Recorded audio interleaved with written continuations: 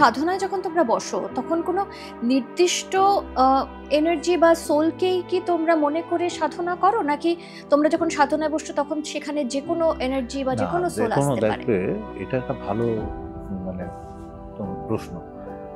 এটা হচ্ছে কিরকম জানো তো, যে কোনো স্টেজে তুমি যে কোনো জায়গায় জেনারেলি ওপর দিকে উঠতে চাইবে, তা তোমার কিছু বাধাপ্রাপ্ত হবে।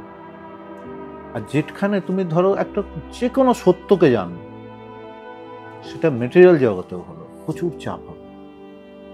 তা আমাদের এটা একটা এমন সত্য যার কোনো গ্যাপ থাকে না, যে সত্যের মধ্যে সব হারিয়ে যাবে। আমরা ওইটার খুঁজে বসেছি।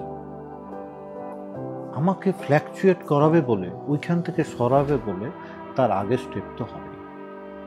এগুলোকে ওভারকাম না করলে ওখানে পৌঁছাতে পারবো না। তুমি যে একটা গল্পের মতো বলছি, ধরো মা কালী একটা ছবি দেখেছো, দেখবে একটা শেয়াল আছে, দুটো আরো রাক্ষসী টাইপের, মানে কেউ রক্ত খাচ্ছে খাচ্ছে, এরকম দল থাকে, অনেক ছবিতেও দেখতে পাবে, এতেও দেখতে পাবে।